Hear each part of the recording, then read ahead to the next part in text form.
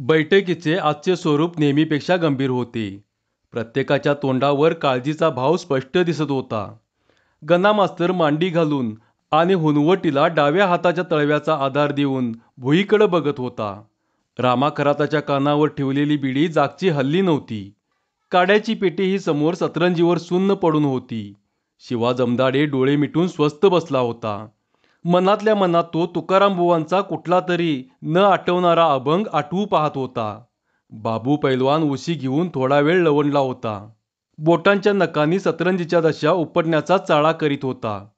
गोपाळ रेडे पेंगला होता. येऊन जाऊन राहिला चेंगट.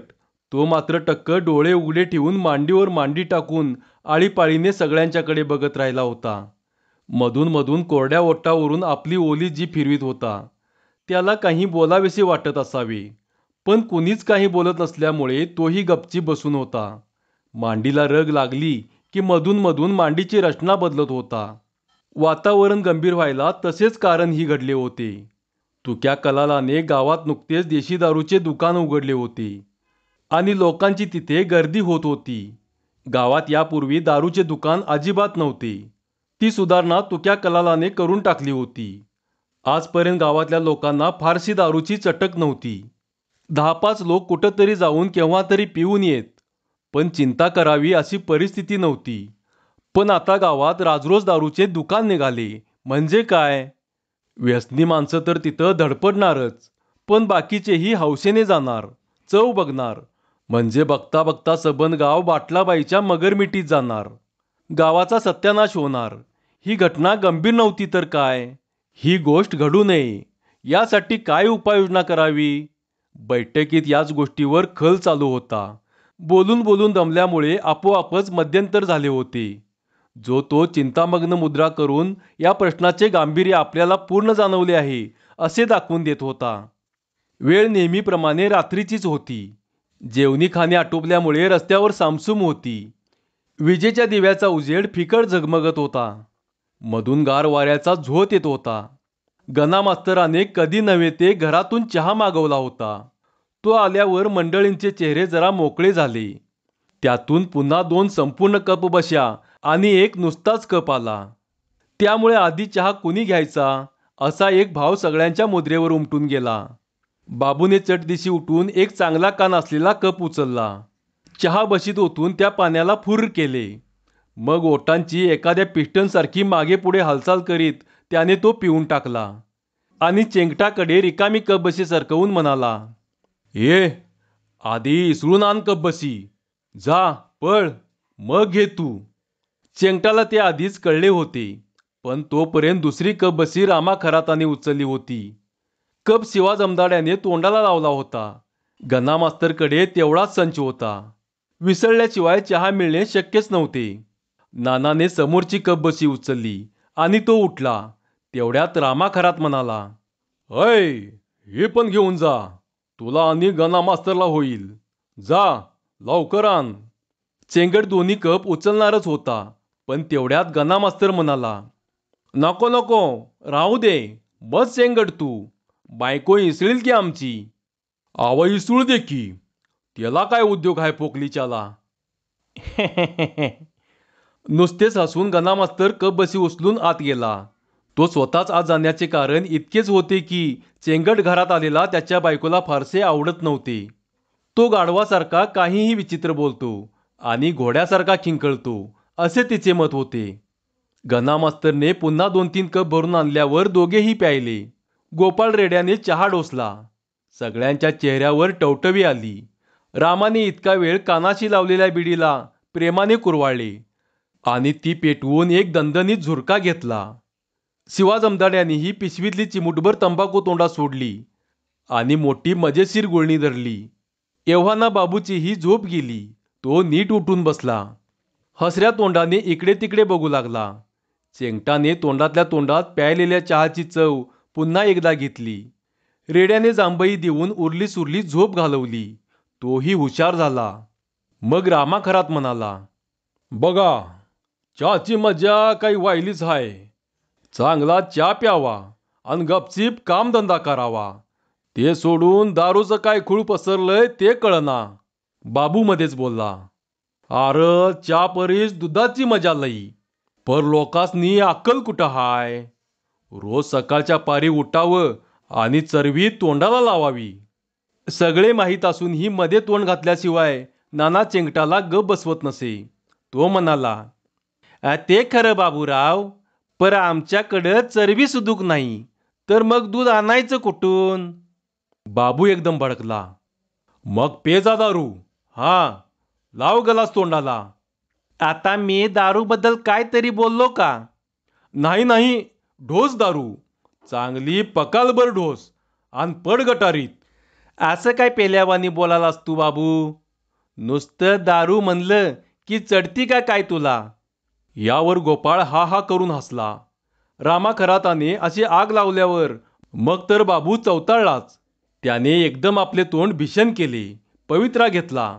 त्याबरोबर चेंगट गडबडीने उठला आणि एखाद्या उंदराच्या वेगाने त्याने गन्ना मास्तरांची मागची बाजू पकडली. रामा खरात ही थोडा मागे सरकला. गन्ना मास्तरांनी जरा रागाने बाबूकडे पाहिले. मग बाबू जरा शांत झाला.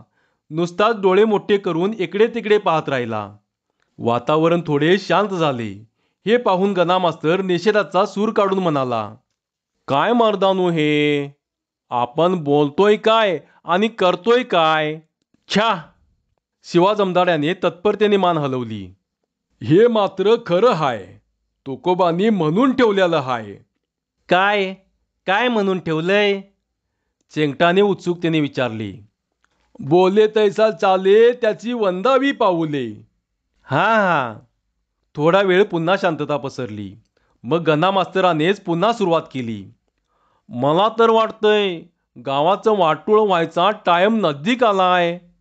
काहीतरी विचार करायला पाहिजे आपण. आता नाना चेंगटी पुन्हा पुढे सरसावला. मगाची मी सांगितलं नाही काय? काय?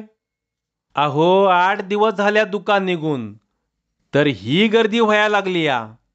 तू समक्ष बघितलास का? तर आत्ता पतूर जाऊन आलोय. काय घाण मारत्यात, बसवना मला तिथं. रामा बोलला. पर तू आत कशाला गेलतास मारायला? आता हे बघा, म्हणलं तुम्हीच मागणं विचारशिला. कोण कोण आलं होतं, कोण कोण नव्हतं, समद्यांची तोंड बघून आलो. मग कोण कोण होतं र? सांगितलं नाही मगाशी? अरे मी नव्हतो तवा. पुन्हा एकदा सांगशील तर काय मरशील? ते जाऊ द्या. असे म्हणून गन्ना मास्तरानेच त्याच बोलण्याला आवर घातली आणि थोडक्यात आपले म्हणणे सांगितले. झालेली गोष्ट वाईटच आहे. आता यावर चर्चा करून काय उपयोग? ही वाईट गोष्ट बंद कशी करता येईल यावर काही उपाय सुचवा. हे दुकान बंद झालं पाहिजे. गावात दारूबंदी ही झालीच पाहिजे. अगदी कडक झाली पाहिजे. आपले वाढलेले डोके करा करा खाजवीत चेंगट म्हणाला. साधी गोष्ट आहे. सरकारकडं कळवून टाकायचं. काय म्हणून? हेच की अशानाचं दुकान निघालंय गावात. लई खेळखंडोबा चाललाय. तुम्ही येवा आणि बंद करा म्हणायचं. त्यानं काय होईल? पोलीस येत्याल अन कलालाला धरून नेत्याल. दुकान आपसूक बंद होते बघा. हा रे पट्ट्या. वा रे बहादर. वा रे माझ्या वाघरा. रेड्याने उपरोधाने मान हलवली. सगळे लोक आपल्याकडे बघून का हसताहेत हे नाना चेंगटाला मुळीच कळले नाही. तो चिडला.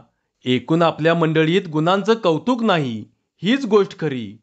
आपण एवढ्या हुशारीने एखादा मुद्दा मांडावा आणि लोकांनी त्याची टर उडवावी, हे नेहमीचेच आहे. थोड्या वेळाने त्याला इतरांच्या बोलण्यावरून हळूहळू समजले की अशी दुकाने सरकारी परवानगी काढूनच निघालेली असतात. त्या बाबतीत सरकारकडे तक्रार अर्ज करून काही फायदा नाही. उलट विनाकारण तक्रार केल्याबद्दल सरकार आपल्यावरच दाद धरील. बाबू म्हणाला. चेंगट, तू आता गप पड. कळत नाही त्या भानगडीत पडू नये लेकरा बाळांनी. मग तुला काय वाटतंय बाबू? ह्याच्यावर काहीतरी जालीम उपाय केला पाहिजेत. म्हणजे कसं म्हणतोस? काय नाही, एक एक दुकानात येणारा माणूस धरायचा आणि मरच तोड ठोकायचा. पुन्हा म्हणून दारू पेणार नाही असं वाटलं पाहिजे त्याला. बाबूचा हा सल्ला त्याच्या स्वभावानुसारच होता. त्यामुळे कोणालाच या बोलण्याचे आश्चर्य वाटले नाही. चेंगट म्हणाला, असं किती लोकांनी टोकून काढशील रे तू? धडाडा लोक जायला लागल्यात. हाणून हाणून तूच जमशील. रामा खरातालाही बाबूचा उपाय मुळीच पटला नाही. तो उपरोधाने हसला. अन 10-5 लोकांनी तुलाच धरून बडिवलं तर? अरे दारुडच आहे ते. काय वाटल ते घालतील टकोऱ्यात. बाबूला रामा खराताचे हे बोलणे मुळीच पटले नाही. 10-5 लोक एकदम अंगावर आलं तरी गडी डरणार नाही. आपली ताकदच आहे तशी. एकेकाला उचलायचं की आपटायचं, उशीच करायची. दारुड्यांच्या तोंडात जोर असतोय, अंगात नसतोय. किती बाका प्रसंग आला तरी गडबडून जायचं नाही. पण हा मुद्दा त्याने धसाला लावला नाही. थोडा वेळ विचार करून तो म्हणाला, मग असं केलं तर? कसं? इतक्या समध्यासनी बडविण्यापेक्षा त्या कलालाच ठोकलं तर? पायच काढतो गुडघ्यातनं. म्हणजे गडी हॉस्पिटलात आणि इकडं दुकान बंद. आणि तू तिकडे जेलात. गणा मास्तराने अशी मुद्रा करून मान हलवली की बाबू एकदम वरमलाच. ही सगळी भानगड करता येईल खरी, पण आपल्याला तुरुंगात जाऊन खडी फोडावी लागेल, ही गोष्ट आत्ता त्याच्या लक्षात आली. मग काय करावं म्हणता गणा मास्तर? शिवा जमदाडे म्हणाला. गणा मास्तर बरोबर पॉइंट काढतोय. बघा तुम्ही. आपली ही स्तुती ऐकून गणा मास्तरलाही जरा फुरफुरल्यासारखे झाले. नाहीतरी कंपनीत शाना माणूस तोच होता. रोज वर्तमानपत्र वाचत होता. वर्षातून 10-5 पुस्तकही वाचत होता. तसे त्याचे ज्ञान आगाधच होते. मला वाटतं कोण कोण दारूच्या दुकानात जात्यात त्यांची एक लिस्ट करावी. ती कशाला? ऐका तर खरं. आणि त्या त्या माणसासनी आपण मागणं भेटावं. भेटून काय करायचं? सांगायचं हात जोडून, बाबा रे, दारू पिऊ नकोस, लई वाईट काम आहे. त्याचे परिणाम फार वाईट होतील. आणि त्यानं ऐकलं नाही तर काय करायचं? ही शंका उपस्थित झाल्यावर गणा मास्तर एकदम गप्प बसला. आपण खूप उपदेश केला आणि ऐकणाऱ्याने पुन्हा करायचे तेच केले तर? या प्रश्नाचा त्याने विचारच केला नव्हता. मग आपलं डोचकं तर काही चालत नाही बुवा. गणा मास्तरानेच एकदम शरणागती पत्करली. तेव्हा सगळे चुपचाप झाले. हे प्रकरण साधेसुधे नाही, चांगले भारी आहे. आपण काहीतरी करायचे ठरवले तरी फायदा होईलच असे काही नाही. मग पुष्कळ कात्याकूट झाला, पण त्यातून काही निष्पन्न झाले नाही. सगळेच पुन्हा गप्प झाले. एकटा गणा मास्तर तेवढा जवळचे वर्तमानपत्र घेऊन उगीचच वाचू लागला, काहीतरी चाळा म्हणून. 2 मिनिटे शांततेत गेली. मग एकदम गणा मास्तर ओरडला, अरेच्या, कमाल झाली म्हणायची. सगळे एकदम सावध झाले. कान टवकारून त्याच्याकडे पाहू लागले. हातातील वर्तमानपत्रात काहीतरी विशेष बातमी आहे खास. त्याशिवाय गणा असा एकाएकी डोळे विस्पारून ओरडणार नाही. कुठेतरी एखाद्या म्हशीला 2 तोंडाचे वासरू झाले असेल, किंवा एखाद्या बुवाची एकदम हाय क्लास बाई झाली असेल. निदान कमीत कमी अल्पवयीन तरुणीस फूस लावून पळवून नेण्याचा चावट प्रकार तरी नक्कीच घडला असणार. बरे झाले. या विषयावर चर्चा करून कंटाळा आला आहे. अशी एखादी बातमी थोडा वेळ चघळली तर वेळ तरी बऱ्यापैकी जाईल. छान झोपही येईल. शिवा जमदाड्याला फार बरं वाटलं. तसा तो मगाशीच कंटाळा होता. आता तो पुढं सरकला आणि हसरा चेहरा करून बोलला, काय झालं गणा मास्तर? एखादा खूनबिन झाला का? काय डिटेलवार वाचा तर खरं. रेड्यानेही मान हलवली. वाचा वाचा, काहीतरी काढा मजेशीर तिच्या बायली. गणा मास्तरने नकारार्थी मान हलवली. तसलं काही नाही, या दारूचीच बातमी आहे. हॅत तिच्या मारी. शिवाची निराशा झाली. कुठंतरी पोलिसांनी धाड घातली आणि हातभट्टी पकडली असं चालय नव? आहा. मग खोपडी पिऊन 5-25 माणसं पटापटा मेली. जिकडं तिकडं ही उडाल्या. ही काय चळवळ? चळवळ नव, खळबळ, असे म्हणून गणा मास्तराने सबंध बातमी शब्दान शब्द वाचली. कुठल्या तरी गावात देशी दारू पिऊन 5-50 माणसं एकदम अत्यवस्थ झाली आणि त्यातील 20-25 धडाधड मेली सुद्धा. बाकीची हॉस्पिटलमध्ये आहेत. दारूत काहीतरी विषारी पदार्थ जास्त झाल्यामुळे हा प्रकार घडला असावा. या घटनेमुळे आसपासच्या प्रदेशात भयंकर खळबळ उडाली असून पोलीस चौकशी जोरात चालू आहे. दुकानाच्या मालकाला पोलिसांनी अटक केली आहे.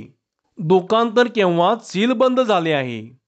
बातमी वाचून झाल्यावर गणा मास्तर सगळीकडे विजयी मुद्रेने पाहू लागला. बाकीच्यांना गणा मास्तराच्या या वाचण्याचा रोग नीटसा समजला नाही. बाबू संतोषाने म्हणाला, बरं झालं. या बडव्यासनी अशीच शिक्षा पाहिजेत. दारू पेता काय? आता प्या म्हणाव. शिवा जमदाड्याला बाबूचे हे सहानुभूतीशून्य बोलणे आवडले नाही. तो म्हणाला, हेच हेच चुकतंय बाबू तुझं. चांगला जीव जाऊन माणसं मेली आणि तू म्हणतोस बरं झालं. हे चांगलं नवं मर्दा. त्यासनी काय वाटल कळलं तर. चेंगटाने बाबूच्या तोंडाकडे नीट न्याहाळून पाहिली. त्याचा पुढचा पवित्रा काय राहील याचा अंदाज घेतला. मग तो बाबूकडे सरकून बोलला, पर मी म्हणतो बाबूरावची तरी काय मिस्टेक आहे यात? दारू प्यावी का आधी भडवीच्यानी? आता बसल्यात बोंबलत. आता मेलो मेलो म्हणून रडून काय उपयोग आहे आ? गणा मास्तराने पुन्हा एकदा वाद थांबवला. ह्यासाठी नाही मी पेपर वाचला. माझ्या डोक्यात एक आयडिया आली आहे. कसली? आपण बी असंच केलं तर? म्हणजे? गणा मास्तर थोडा वेळ थांबला. मग त्याने आपली आयडिया सगळ्यांना नीट समजावून सांगितली. आयडिया फारच नामांकित होती. गावातले सगळे लोक सरळपणाने दारू सोडणार नाहीत हे उघड आहे. दंगामस्ती करून काही फायदा नाही. खरा जालीम उपाय हाच आहे की दारू प्यायलेली 5-10 माणसं बडाबडा ओकली पाहिजेत, आजारी पडली पाहिजेत आणि एखादा जमल्यास मेलाही पाहिजेत. म्हणजे माणसं घाबरतील. दारू एकदम बंद होईल. दुकानालाही टाळे लागतील. पोलीस येऊन तुक्या कलालाला पकडूनही नेतील. सगळे व्यवस्थिशीर होईल. आता प्रश्न एवढाच आहे की हे सगळे जमायचे कसे? माणसे आपोआप तर काही ओकणार नाहीत. विनाकारण अत्यावस्थही होणार नाहीत. त्यासाठी आपण सर्वांनी मिळून काहीतरी गुप्त योजना ठरवली पाहिजेत. तिचा बोबाटा होऊ देता उपयोगी नाही. गणा मास्तरची ही कल्पना ऐकून सगळ्यांच्याच मुखावर एकदम टवटवी आली. मरगळलेल्या वातावरणात पुन्हा जरा चैतन्य निर्माण झाले. नेमकी काय योजना आखावी याचा जो तो मनाशी गंभीरपणे विचार करीत राहिला. कुणी काही बोलणार त्याच्या आतच चेंगट म्हणाला, आम्ही म्हणतो असं केलं तर? कसं? आपण तुक्या कलालाच विश्वासात घेतलं तर? त्यानंच काय बाय दारूत घालायचं आणि ती लोकांसनी प्यायला द्यायची. शानाच हाईस. थोबाड बंद कर एकदम. बाबू कडाडला. मग नाहीतर दारुड्यासनीच पैसे द्यायचं. वका म्हणायचं भडाडा. कोणीतरी एखादा मेला तर बरंच झालं. चेंगट्या, तू गप पड हा. लई कथा करू नकोस. पर गप, एकदम चूप. बाबूने एवढा आवाज चढवला की चेंगटाने आपल्या सूचना एकदम आवडत्या घेतल्या. आपले कुणी धड ऐकून घ्यायला तयारच नाही याचे दुःख करत तो मुकाट्याने मागं सरकला. भरपूर मार खाल्लेल्या एखाद्या गाढवासारखा चेहरा करून तो गप्प बसून राहिला. रामाखराताने दुसरी विडी पेटवली. तोंडाची नळी करून धूर काढला. डोळे विचारात पडल्याप्रमाणे आत नेले. पण गणा मास्तर, हे जमायचं कसं? जरा डोकं चालवायचं. आपलं नाही हा चालत. यावर बाबूने खरोखरच डोकं चालवलं. मास्तर, आपण असं करूया. आपल्याचाच एखादा त्यांच्यात पाठवू 4 दिवस, लई नाही. मग त्यालाच वकायला लावू, आजारी पाडू. जिकडं तिकडं बोंबाबोंब करायची. कलालाच्या दुकानातली दारू पिऊनच ह्याला असं झालंय म्हणून. म्हणजे बराबर होतंय काम. बाबूने सुचवलेला उपाय उत्कृष्ट होता. पण कुणाला ह्या कामासाठी तयार करायचे? शिवा जमदाडे म्हणाला, आपण नाही हा तयार. आधीच सांगून ठेवतो. नुसता वास आला तरी मला वकारी येत्या. मग बरंच झालं की. अरे तेच पाहिजे आपणाला. नाव काढू नका. रामा खरात बोलला. माझी काही बी हरकत नाही. खरं मी शपथ खाली या. अजाबात असल्या गोष्टींच्या वाटेला जाणार नाही म्हणून. हिरड्यानेही फक्त नकारार्थी मान हलवली. तो बोलला मात्र काहीच नाही. गणा मास्तर म्हणाला, मी मोहरं झालो असतो, पण आमची बायको कसली खट. ती असलं काही करू देणार नाही मला. नाही अडाणी जात. बाबू बोलण्याची संधी मिळण्याची वाटच पाहत होता. त्या तिघा चौघांचे बोलणे संपल्यावर तो उत्साहाने म्हणाला, आपली तयारी हाय. हाय काय त्यात तिच्या मारी. रोज धडाधड दुकानात घुसायचं आणि ढोस ढोस ढोसायची. 4-8 दिवसांनी एकदम उलतं पालतं व्हायचं. बोंबाबोंब करायची. खलास. पण बाबूच्या या उत्साहाला कुणीच अनुकूल जबाब दिला नाही. सगळ्यांची पक्की खात्री होती की बाबू पैलवान या भानगडीत पडला तर सगळ्या कामाचे पुरे वाटोळे होईल. एक तर बाबूला काही झाले तरी मुळीच चढणार नाही. सबंध दुकान धुवून विसळून प्यायला तरी गडी जसाच्या तसा राहील. आणि इतके करूनही त्याच्यावर काही परिणाम झालाच तर फक्त बाबू गाढ झोपी जाईल इतकेच. बाकी काही होणार नाही. पुढच्या गोष्टी तर त्याला मुळीच आठवणार नाहीत. लोकांचा तसा अभिप्राय दिसला तेव्हा बाबू फारच कट्टू झाला. एक मोठं धाडस करायची संधी वाया जाणार याचे त्याला मनस्वी वाईट वाटले. मग त्याची नजर एकदम चेंगटाकडे गेली. तो चेंगटाकडं जिभल्या चाटीत बघत राहिला. चेंगट एकदम सटपटलाच. काय बघतोस माझ्याकडं? चेंगटू, बास, ठरला आता. अरे काय ठरलं? चेंगट घाबरला. तू रोज गुत्त्यावर जायचं आणि दारू पियाची. छा छा. आणि एक दिवस बडाबडा उलटी करायची. घरी याचं ते आजारी पडायचं. बाकीचं पुढचं आम्ही बघताव. आपल्याला नको बाबा. असं का? बाबूने एकदम चेंगटावर चालच केली आणि अशा सफाईनं त्याच्या मांडीवर गुद्दा हाणला की चेंगट एकदम आडवाच झाला. कळवळून तो ओरडला, अरे मेलो मेलो. तसा नुसता मरू नकोस. पिऊन मर. निदान गावचं कल्याण तरी होईल. मरतान तरी तुझा उपयोग होईल. होऊन दे की. बाबू आणखीन चवताळला, पण बाकीच्यांनी त्याला आवरले. चेंगट ही मांडी दाबीत हा हा करीत लांब बाजूला जाऊन बसला. मग सगळ्यांनी मिळून त्याची समजूत घातली. हे काम त्यांनीच करणे किती आवश्यक आहे हे नीट तऱ्हेने पटवून दिले. या कामाबद्दल बक्षिसी द्यायचीही लालूच दाखवली. अखेर चेंगट कबूल झाला. सगळे कसे नीट ठरले. हळूहळू बैठक बरखास्त झाली. मग पुढचे दिवस फार बराबर गेले. चेंगट पहिल्यांदा दुकानात जायला घाबरत होता. अहो नुसते डोकावून येणे वेगळे आणि तिथं बसवून राजरोस बाटली तोंडाला लावणे वेगळे. पण पहिल्या दिवशी पाठराखण म्हणून रामा खरा त्याला दुकानापर्यंत पोचवून परत आला. चेंगटाने भीत भीत चव घेतली. तशी त्याने पूर्वीही जत्रेत दुसरीकडे चव बघितली होती. पण आता राजरोस घेतली आणि त्याची भीती कमी झाली.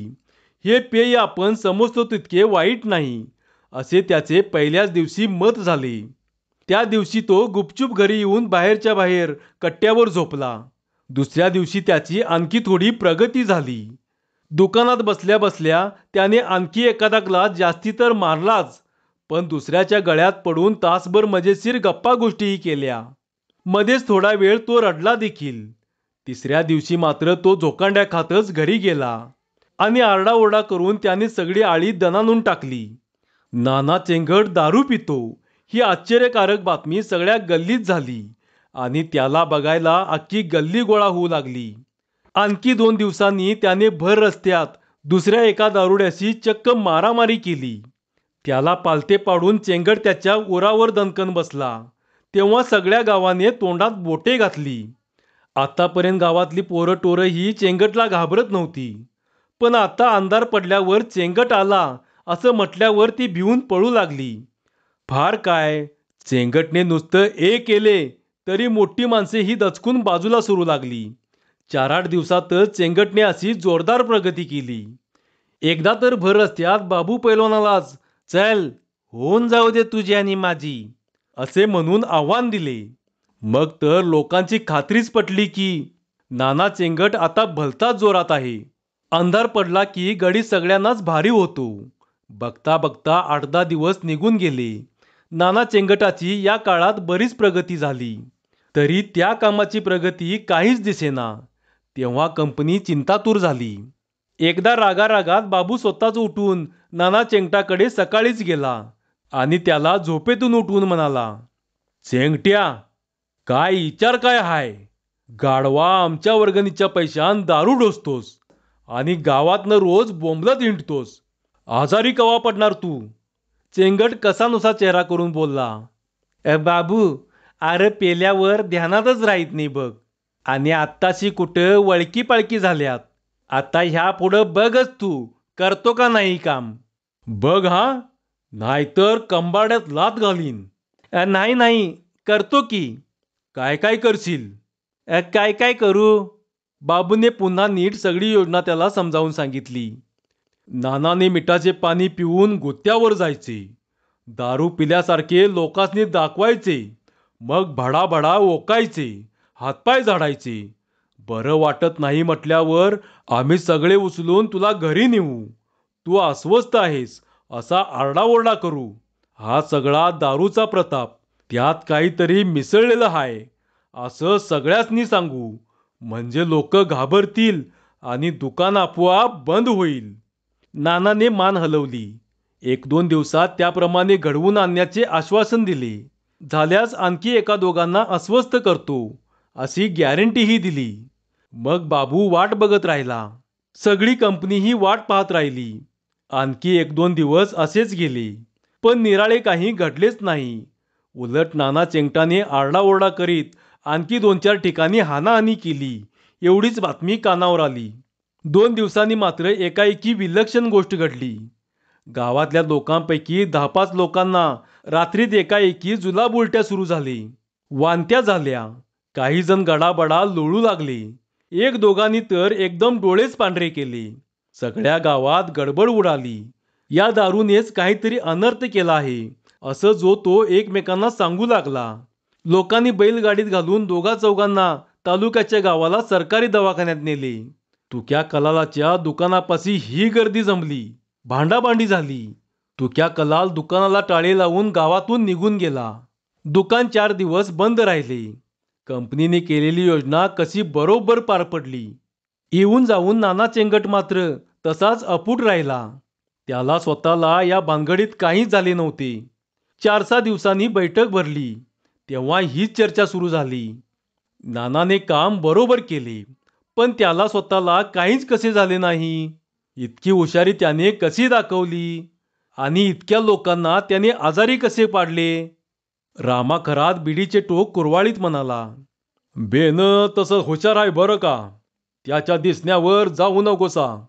बाबू डोळे विस्पारून बोलला, अशी काय गुढी केली असेल बरं त्यानं? तशीच काहीतरी केली असणार. शिवा जमदाड्यानं थोडा वेळ विचार केला. मग त्याने उत्तर सापडल्यासारखी मान हलवली. सांगू? कारण अभ्यास. तुका म्हणे. तुका म्हणे. गप. आता येऊ दे की चेंगटला. समक्षच विचारतो. एवढ्या चेंगट तेथे आलाच. डुलत डुलत आला. पण नेहमीप्रमाणे गपची बाजूला न बसता तो बाबूजवळ ऐटीत बसला. दिव्याच्या उजेडात रुबाबात सगळीकडे बघत राहिला. मग एकाएकी बाबूच्या मांडीवर जोराचा दणका घालून म्हणाला, काय बाबूराव, कसा काय बेस झाला? त्याचे ते बसणे बोलणे बघून बाबूला शंका आलीच होती. पण एकदम नानाच्या तोंडाचा सुगंध दरवळला. तशी त्याची खात्रीच पटली. दचकून एकदम बाजूला सरकून बाबू ओरडला, बोंबला, त्याच्या मारी हे पिऊनच आलं इथं. थांब जरा. असं म्हणून एकाएकी नानाचा उजवा हात धरून त्यानं पिरंगळला. चांगला उलटा केला. चेंगट एकदम आरडाओरडा करीत केकाटला, अरे सोड सोड, मेलो मी. तसा नाही सोडत. तू कुठलं पिऊन आलास ते अगोदर सांग. गणा मास्तरांनीही आश्चर्याने विचारली. दुकान तर बंद आहे ना? चेंगट कन्नत कुतत बोलला, आजच उघडले पुन्हा. आ सगळ्यांना धक्काच बसला. ते र कसं काय? ती माणसं दारू प्यालेली नव्हतीच. दुसऱ्याच कशानं तरी आजारी पडली होती. कोण म्हणतंय? तुक्या तालुक्याला जाऊन बघून आलेला आहे. मग त्यानं दुकान पुन्हा उघडले. बरी झक मारली. चल निघ इथनं. असे म्हणून बाबूने एक गुद्दा नानाच्या पाठीत चढवला. त्याबरोबर तो एकदम कळवळून ओरडला. मग घाईघाईनं तिथून नाहीसा झाला. सगळे एकमेकांच्याकडे नुसते बघतच राहिले. थोडा वेळ शांतता पसरली. मग गणा मास्तर डोके झाडीत म्हणाला, आपलं चुकलंच तिच्या मारी. काम तर झालं नाहीच, उलट हे पात्र मात्र त्या नादाला लागलं. बाबू गुरकावून बोलला, जातोय कुठं? मी हाय की. 4 दिवसात वटणीवर आणतो त्याला. त्याची काळजी करू नकोसा कोणी. सगळ्यांचे समाधान झाले. पण शिवा जमदाड्याला राहावेना. झालं ते खरं, पण दुकान बंद करायचं राहिलंच की. त्याचं काय करावं? कुणालाच काही उत्तर सुचलं नाही. शेवटी बाबू म्हणाला, आता एकच उपाय आहे. कोणचा? कॉम्पिटिशन सुरू करायची. कॉम्पिटिशन म्हणजे? कुणालाच काही कळले नाही. बाबूने पूर्ण आत्मविश्वासाने सगळ्यांच्याकडे रोखून पाहिले. मग पुढे सरकून तो बोलला, हे एकलंच दुकान आहे गावात, म्हणून चालतंय. कॉम्पिटिशनच नाही हो त्याला. आपण दुसरं दुकान काढूया गावात. म्हणजे पहिलं बंद होतंय का नाही ते बघाच. झटक्यात काम झालं म्हणून समजा. धन्यवाद.